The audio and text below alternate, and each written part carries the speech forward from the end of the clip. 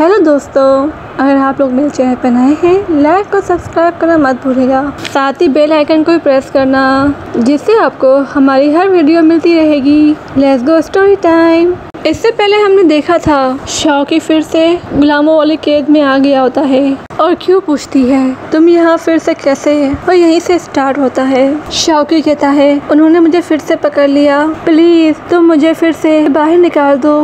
तो क्यों बोलती है अब मेरे पास पैसे नहीं हैं। तो मिस्टर मू क्यू के पास आते हैं और वो कहते हैं तुम तो वही लड़के हो जिसने इसे खरीदा था, चलो फिर से तुम इसे खरीद लो। तो क्यू पूछती है मैंने इसे खरीदा था तो आपने इसे फिर से कैद में क्यों डाल दिया। तो मिस्टर मू बोलते हैं तुम्हारे पास कोई प्रूफ है। तो क्यू बोलती है मैं अपने पैसे वेस्ट नहीं करना चाहती इस बेकार आदमी पर। और क्यू जाने लगती है तो मिस्टर मू उसे रोकते हैं और इसकी तारीफ करते हैं ये तुम्हारे काम आएगा, तुम कुछ पैसे देकर इसे खरीद लो। तो क्यू अपना चाकू निकालती है और इसके गले पे रखती है और कहती है मैंने इसे खरीदा था, अब तुम इसे आज़ाद करोगे। तो वो इसे आज़ाद करता है और फिर दिखाया जाता है दोनों रात के वक्त एक कमरे में होते हैं। तो क्यू उसे खाना और पैसे देती है। तो शौकी हैरान होता है और पूछता है तुम्हारे पास तो पैसे नहीं थे। तो क्यू उसे कहती है मैं कल इस शहर से चली जाऊंगी तो तुम्हें अपना खुद का ख्याल रखना होगा। तो शौकी उससे पूछता है तुम्हारे पास तो पैसे थे नहीं, तुम्हारे पास पैसे कहाँ से आए। तो क्यू बोलती है मेरे पास पैसे थे, धोखेबाजों को पैसे नहीं देना चाहती थी। तो शौकी बोलता है जब उस दिन हम मिले थे वी स्टेट की आर्मी तुम्हारे पीछे क्यों लगी हुई थी। तो क्यों बोलती है मैं एक चोर हूँ, वो लोग मुझे पकड़ना चाहते थे इसलिए। शौकी को यकीन नहीं आता है कि तुम चोर हो। तो क्यों बोलती है जो तुम खाना खा रहे हो वो भी चोरी का है। तो शौकी को थोड़ा बहुत यकीन आता है उसकी बातों पर, तो इसलिए वो उसका खाना नहीं खाता। तो वी स्टेट की आर्मी वहाँ आ जाती है जहाँ क्यू होती है। क्यू को पता लग जाता है कि कुछ लोग आए हुए हैं और फिर जैसे ही वो लोग अटैक करते हैं क्यू शौकी को एक साइड पे करती है और उन लोगों से लड़ती है और लड़ते लड़ते शौकी को बाहर ले जाती है और वी स्टेट के लोग क्यू पर तीर चलाते हैं। क्यू अपनी तलवार से इन लोगों पर लकड़ियां गिराती है जिससे वो लोग दूर रहे, पर क्यू को उनका एक तीर लग जाता है और क्यू की तलवार वहीं पर रह जाती है और क्यू जख्मी हो जाती है। तो शौकी उसे अपने कंधों पे बिठाकर उसे ले जाता है। तो क्यू बोलती है मुझे यहीं पर रोक दो और फिर शौकी को कहती है अब तुम यहाँ से जा सकते हो, यहाँ से मेरा और तुम्हारा रास्ता अलग है और मैं बिल्कुल ठीक हूँ, तुम टेंशन नहीं लो। और शौकी को यहाँ से जाने का बोलती है और शौकी चल जाता है। क्यों अकेली होती है और मिस्टर मू आते हैं और कहते हैं मुझे लगा था तुम लड़के हो पर एक्चुअली तुम तो एक लड़की हो। क्यों मिस्टर मू के गार्ड से लड़ती है पर क्यों जख्मी होती है तो उन लोगों से सही तरीके से लड़ नहीं पाती। और उसी वक्त शौकी आता है एक ड्रम लेकर और उसे मारने के लिए आता है, पर वो उल्टा वो क्यू की मुसीबत बना देता है और वो के सिपाही उसी का ड्रम फेंक देते हैं और उसे पकड़ लेते हैं और क्यू से कहते हैं अगर तुम हमसे लड़ोगी तो ये मारा जाएगा। तो क्यू फाइट नहीं करती है और फिर सीन दिखाया जाता है फैंसी को। आपको याद ही होगा, इसका चेहरा आपने देखा ही होगा, आपको याद ही होगा। अगर आपको याद है तो मुझे कमेंट में जरूर बताएगा कि ये फैंसी कौन है और इसका ताल्लुक यानसन से है। अगर आपको याद हो तो मैं देखना चाहती हूँ कि आप लोगों की मेमोरी कितनी तेज है। यानसन अपने चेहरे को ढक कर आया होता है जिससे फैंसी को समझ में नहीं आता कि ये कौन है। जब वो बैठ कर अपना फेस दिखाता है तो फैंसी समझ जाता है ये यानसन है और वो उसके सामने झुक जाता है। और यानसन फैंसी को बोलता है काफी टाइम बाद हम मिले, तुम कैसे हो। तो फैंसी बोलता है मेरे लिए यहाँ पे रहना बहुत ही मुश्किल था पर मैंने फिर भी यहाँ पे सर्वाइव किया, आपका मैसेज मुझे मिला था और मैंने क्यू को ढूंढने के लिए आर्मी भेज दिए हैं। और यानसन उसे चैम्बर और कॉमर्स सियांग पूछता है और फिर फैंसी कहता है प्रेसिडेंट का नाम लूसिन था और वो एक बार मिस्टर वू से मिले थे और उनके फादर अब मर गए हैं। वो एक अच्छा इंसान था, लूसिन उसे यानवी से प्यार था यहाँ के लोगों के लिए और वो खाना और दवाई दोनों भेजा करते थे यानवी में। वू ने सब कुछ सेट कर लिया था यानबी में और मिस्टर वू के प्लान के हिसाब से सब चल रहा था वह इन 2 सालों में और वो अपने टेस्ट सही टाइम पे दिया कर रहा था। फिर पता नहीं 6 महीने बाद उसने टेस्ट देना बंद कर दिया तो हमने उनको वार्निंग के लिए 2 आदमी को मार डाला पर वो कुछ टाइम के लिए बिल्कुल ठीक थे पर उनका बिहेवियर कुछ टाइम तक ही सही रहा। फिर इन्होंने अपने अकाउंट की बुक किसी पढ़ने वाले को दे दी जिससे हम लोगों को उसके टेस्ट के बारे में पता ना चल सके और वो इस शहर से बाहर चला गया है और हम उसे ढूंढने की पूरी कोशिश कर रहे हैं। और फिर यान सुन चैंग यान को कि वो दोनों मिलकर उस बंदे को ढूंढे और उसके पास से अकाउंट बुक ले आए। वहाँ युवान को भी यही बात पता चलती है और वो भी उसे ढूंढने के लिए निकलता है। क्यू और शाओकी को दोनों को कैद कर लिया जाता है और शाओकी उसे एक बुक देता है और कहता है मैं इसे हिफाजत नहीं कर सकता तो तुम मेरी जगह पर इसकी हिफाजत कर सकती हो। तो क्यू उसे लेना चाहती नहीं है पर वो ले लेती है और ये वही बुक होती है जिसे यानसुन और युवान ढूंढ रहे होते हैं। और फिर क्यू तकलीफ की वजह से बेहोश हो जाती है। यानसुन वहीं पहुंच जाता है जहां क्यू और शाओकी होते हैं। क्यू की ज्यादा तबीयत खराब हो जाती है तो उसे रूम में ले जाता है। युवान को लगता है उसने यहाँ पे क्यू को देखा है तो वो यहाँ पे आता है पर क्यू यहाँ पे नहीं होती और फिर वो उन लड़कियों को आजाद करवा देता है और वहाँ से चले जाता है। डॉक्टर कहता है मैंने इसका तीर निकाल दिया है पर ये फिर भी जख्मी है पर इसे 1 दिन की रेस्ट की जरूरत है। मिस्टर वू गुलामों को बेचने के लिए लोगों को बेच रहे होते हैं उसमें क्यू और शाओकी भी शामिल होता है और एक आदमी सब मुलाजिमों को खरीद लेता है। युवान शहर से बाहर निकल रहा होता है। युवान क्यू की तलवार देखता है और पूछता है ये तलवार तुम्हें कहाँ से मिली और वो कहता है उसे एक बिल्डिंग से मिली उस तलवार को। तो युवान फिर से मिस्टर वू के पास जाते हैं और फिर युवान क्यू को ढूंढता है और वो मिस्टर वू से पूछता है क्यू वो लड़की कहाँ पर है जो जख्मी थी। उसे एक खरीदार ने खरीद लिया। मैं नहीं जानता वो कौन था पर वो नया था और वो अभी यहाँ से गया है। तो युवान भी वहाँ भागता है पर युवान को कुछ नहीं मिलता। क्यू को दिखाते हैं जो बेहोश होती है। जब क्यू को होश आता है शाओकी उसके पास आता है और उससे कहता है हमें किसी अच्छे इंसान ने खरीदा है तुम्हारे लिए मेडिसिन भी दी है। तो क्यू उस रूम से बाहर निकलती है और देखती है वो एक शानदार पानी के जहाज के अंदर है और वहाँ पे हमें मिस्टर जे को दिखाया जाता है जो व्हील चेयर पर बैठे हुए होते हैं। तो क्यों पूछती है आपने मुझे क्यों खरीदा है इसके पीछे क्या वजह है। तो मिस्टर जे बोलते हैं कोई खास वजह नहीं है हमने तुम्हें ऐसे ही खरीद लिया। तुम एक बहुत ही बड़े जहाज के अंदर हो बहुत ही महंगी चीजों में वाइन पीते हो और तुमने मुझे मेडिसिन दी है ये कोई आम बात नहीं है तुम हो कौन। और फिर क्यों बोलती है तुमने मुझे खरीदने के लिए 10 मुलाजिमों को खरीद लिया और वो नजर नहीं आ रहे सिवाय मेरे तो तुम सच बता दो। और क्यों के हाथ में चाकू होता है। तो मिस्टर जे बोलते हैं तुम बहुत ही स्मार्ट हो और मैंने तुम्हारी जान बचाई है तो क्या तुम मुझे मारना चाहती हो। और मिस्टर जे सच बोल देते हैं और कहते हैं एक आदमी ने मुझे तुम्हें प्रोटेक्ट करने को कहा है और ये जहाज वो पेंगुइन सिटी में जाएगा। कल हम लोग वो पेंगुइन में पहुंच जाएंगे। और वो शख्स कौन है। जे बोलता है प्रिंसेस सियासी। तो दोनों वहाँ पहुँच जाते हैं और क्यों कहती है अब मेरे पास पैसे नहीं हैं तो और तुम मेरा पीछा करना छोड़ दो। तो शाओकी को जबरदस्ती उससे अपने आप से दूर करती है और शाओकी वहाँ से चला जाता है। पर क्यों को याद आता है उसकी अकाउंट की बुक उसके पास है तो क्यों उसके पीछे जाती है और फिर देखती है कुछ सिपाही उसे पकड़ते हैं और कहते हैं वो अकाउंट बुक कहाँ पर है। तो शाओकी बोलता है मैंने इस बुक को अपनी दोस्त को दे दिया है उसे बहुत ही अच्छा कुंफू आता है। तो उन लोगों को यकीन नहीं आता।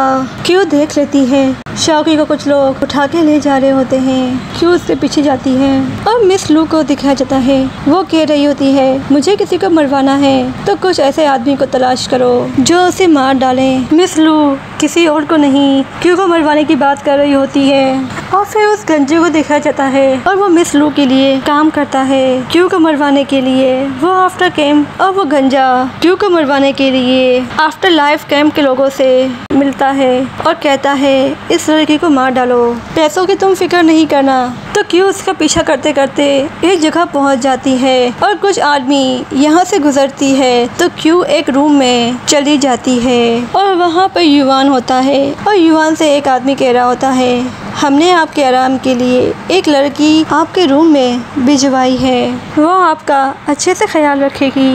क्यू युवान के रूम में ही होती है और वो एक लड़की को देखती है और फिर क्यू उस लड़की को बेहोश कर देती है। युवान अपने रूम में जाता है। युवान अपने रूम में जरा होता है और वो आदमी कहता है वो एक अच्छी डांसर ही नहीं है, वो एक बहुत अच्छी मसाज भी करती है। तो युवान रूम में जाता है। क्यू झुक कर सलामी दे रही होती है जिससे युवान क्यू को नहीं देख पाता। क्यू बाहर निकलने का सोचती है। उसी वक्त युवान उसे मसाज के लिए बुलाता है। क्यू को ना चाहते हुए भी उसे मसाज करने के लिए जाना पड़ता है और क्यू को ये पता नहीं होता ये युवान है। क्यू दबे पाँव उसके पास आती है और उसका मसाज करती है और उसे मारने के लिए छोटा सा चाकू निकालती है। तो युवान उसे पकड़ लेता है और उसे पानी में फेंकता है और दोनों की पानी में फाइट होती है पर दोनों एक दूसरे को नहीं देख पाते।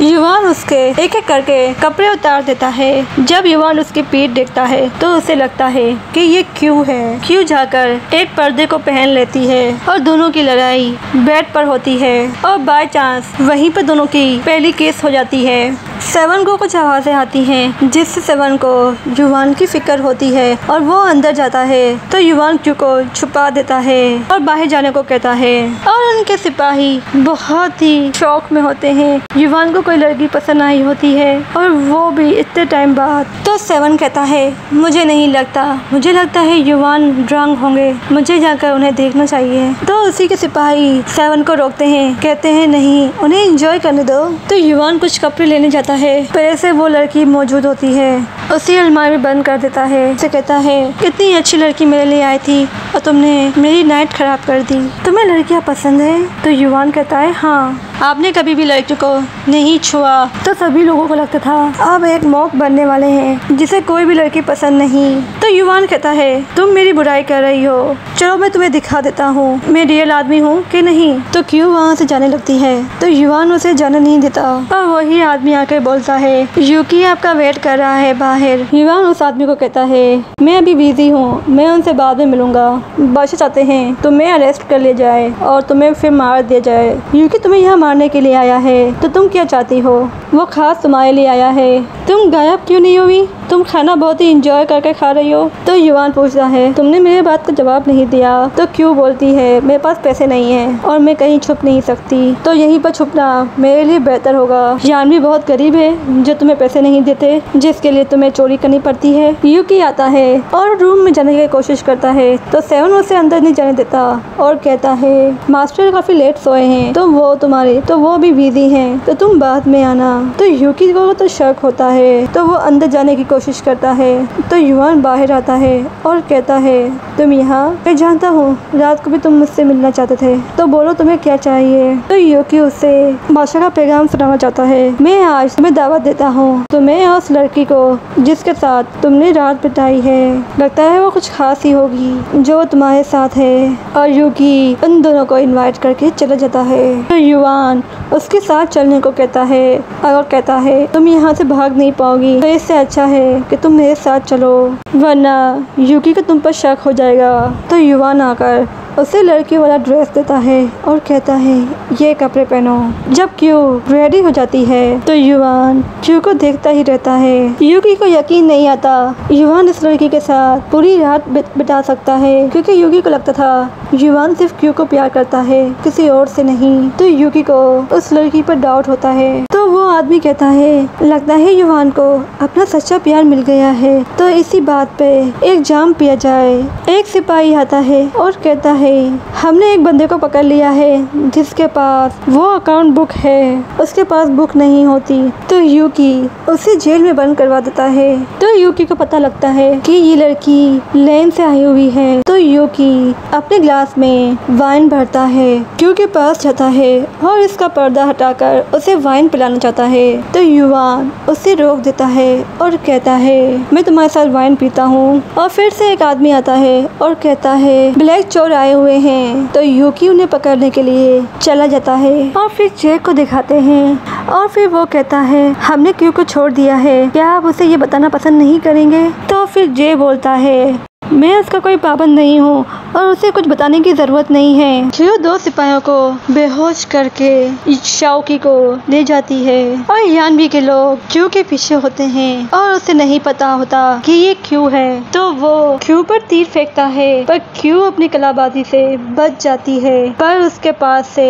आधी अकाउंट बुक गिर जाती है जिससे वो अकाउंट बुक को उठा लेता है। और रात का वक्त होता है, क्यू भाग रही होती है और युवान भी इसके पीछे आता है और कहता है तुमने शाओकी को आजाद कर दिया पर तुम्हें नहीं पता कि वो कहाँ है। तो क्यू पूछती है वो कहाँ पर है। तो युवान कहता है वो जहाँ पर भी है ठीक है, उसकी तुम्हें टेंशन लेने की जरूरत नहीं। और फिर युवान कहता है जिस गोरे को तुमने चोरी किया है क्या तुम्हें लगता है तुम्हें यहाँ से बाहर निकलने में हेल्प करेगा? इन गोरों को इस तरह से ट्रेन किया गया है कि ये गोरे सिर्फ यहीं पर रहते हैं, यहाँ से बाहर नहीं जा सकते। तो फिर क्यू युवान के गोरे पे बैठ जाती है और फिर युवान उसकी तलवार देता है और फिर क्यू और युवान का आफ्टर कैंप के लोगों से सामना होता है जो क्यू को मारने के लिए आए हुए होते हैं। और फिर इन दोनों की लड़ाई आफ्टर कैंप वाले लोगों से होती है जिसमें एक लड़की भी होती है। युवान बहुत जोर की लात मारता है जिससे उस लड़की का नकाब हट जाता है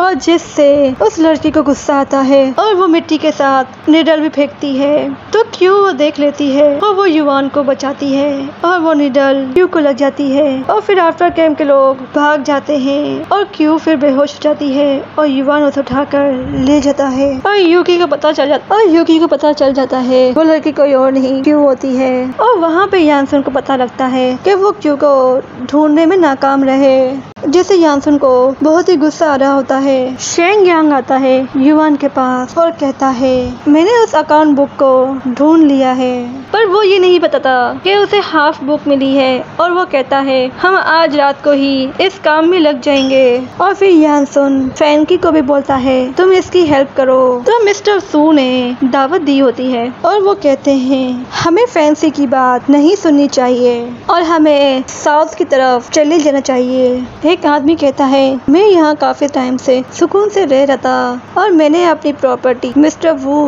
और यानमी के नाम कर दी थी। यानसुन चाहते हैं मैं यहाँ से चला जाऊँ और मैं अपनी फैमिली के साथ एक अच्छी जिंदगी गुजारना चाहता हूँ बिना कोई डर और खतरे के, पर वो लोग मुझे मेरी प्रॉपर्टी नहीं दे रहे। और फिर फैंसी और शायंग आते हैं। तो मिस्टर सू कहते हैं हम तुम्हारी कोई भी हेल्प नहीं करेंगे और ना ही तुम्हें पैसे देंगे। और फिर शायंग मिस्टर सू के पास आते हैं और मिस्टर शायंग कहता है मैं अपने बारे में तुम्हें बताता हूँ और वो अपना चाकू मिस्टर सू के हाथ में मार डालता है और कहता है तुम बहुत ही रूड हो। और फिर वो उसका गला भी काट देता है और उसकी जगह पे बैठ जाता है। तुम लोग बैठ जाओ और मैं यानसुन के लिए काम करता हूँ और डकी ने जो कुर्बानी दी है यानबी के लिए तो हमें भाषा के खिलाफ हो जाना चाहिए। हम कभी न कभी शेंगिंग पर कब्जा जरूर कर लेंगे, तो क्या तुम लोग हमारा साथ नहीं दोगे? और फिर वो लोग कहते हैं हमने तो पैसे पे कर दिए हैं मिस्टर वू को और हमारी अकाउंट बुक भी गुम हो गई है, तो हम आगे के पैसे कैसे पे कर सकते हैं, हमारे पास हिसाब नहीं है। तो वो लोग बहाना बनाते हैं। तो शियांग उन्हें वो बुक दिखाता है और कहता है ये बुक यहाँ पर है, तो अब तुम अपने हिसाब से जितना टैक्स बनता है तो मुझे पे कर दो। तो वो लोग कहते हैं हमें टाइम दें, हम सुबह तक आपको सारे पैसे क्लियर कर देंगे। तो शियांग कहता है तुम यहाँ से भागने की कोशिश तो नहीं करोगे? तो वो लोग बोलते हैं नहीं, हम ऐसा क्यों करेंगे। और फैंकी और शियांग एक जगह पे होते हैं और फैंकी बोलता है ये तो हाफ अकाउंट बुक है, तो तुम इन लोगों से पैसे कैसे लोगे? तो शियांग कहता है ये लोग भागने की कोशिश करेंगे तो हम लोग इनके सारे पैसे पे कब्जा कर लेंगे और ये लोग यही डिजर्व करते हैं। तो फैंसी को ये ठीक नहीं लगता तो वो मना करता है। तो फिर शेंग यांग बोलता है मुझे यानसुन ने ये तलवार दी थी और कहा था ये खून की प्यासी है और इस तलवार को गद्दारों के खून की जरूरत है। तो वो लोग रात के वक्त ही भागने की कोशिश करते हैं, पर शियांग उन सभी लोगों को मरवा देता है और वहाँ पर आग लगा देता है। क्यू को होश आता है और वो बोलती है हम कहाँ पर हैं? तो युवान कहता है टोंग सेंग माउंटेन पर हैं। तो क्यू पूछती है क्या हम इतनी जल्दी यहाँ कैसे पहुँच गए? तो युवान कहता है हम बहुत ही स्लो पहुँचे हैं, तुम 4 दिन से बेहोश थी इसलिए तुम्हें पता नहीं चला और हम एक कबीले के साथ जा रहे हैं, तो इसलिए तुम्हें टेंशन लेने की जरूरत नहीं, तो हमें कुछ कुछ नहीं होगा।